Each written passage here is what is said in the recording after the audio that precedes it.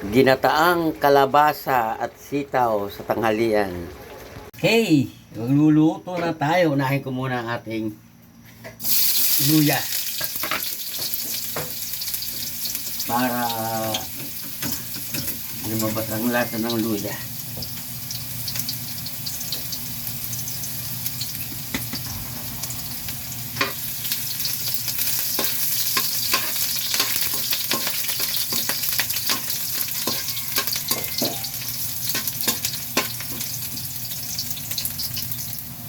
Sunod na natin ang ating garlic.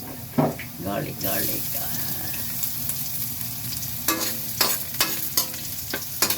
Bango ng luya. Yun, nalagdagan ng bango ng bawang. Pwede na natin ilagay ulit yung sibuyas. Yun.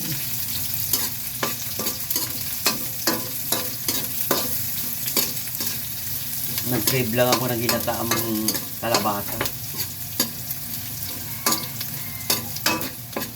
Tagal na hindi nakakain ng ginataang kalabasa sa probinsya pa ako nakakain yun. Dito puro pakbit dito. Walang hindi ako nakakain ng ginataan. Yan, lagyan na natin ang ating manok.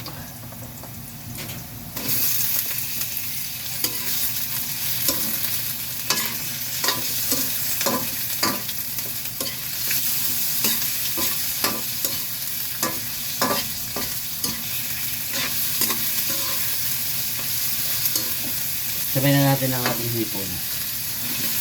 Wow! Ang klaseng ginataan.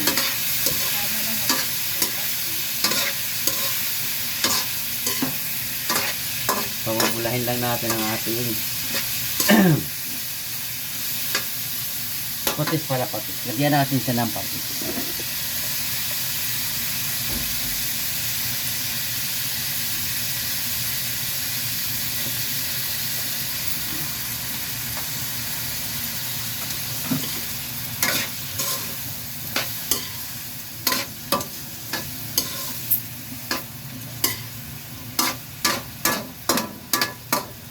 Okay. So, pwede na natin lagay ang ating sitaw at kalabasa.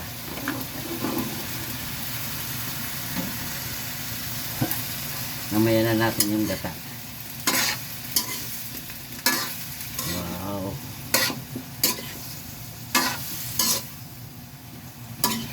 Sarap nito.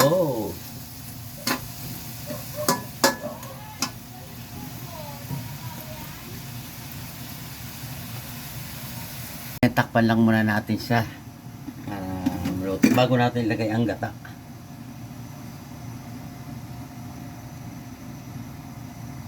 So ayan, kumukulo na. Tsaka ko nga ilalagay ang ating gata. Ayan. Kukumama na lang tayo. Kukumama baka naman. Ayan. Sarap niyan. Ayan guys, antayin na lang natin mag-reduce sa kanyang liquid.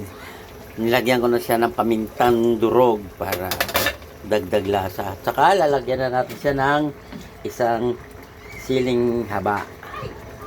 Yan, sarap. Takpan muna natin. Ayan, pwede na yun. Luto na yan. Ready na ang ating tanghalian. Paparisan natin siya ng pritong galunggong para masarap. May kapartner siya. Okay, thank you for watching.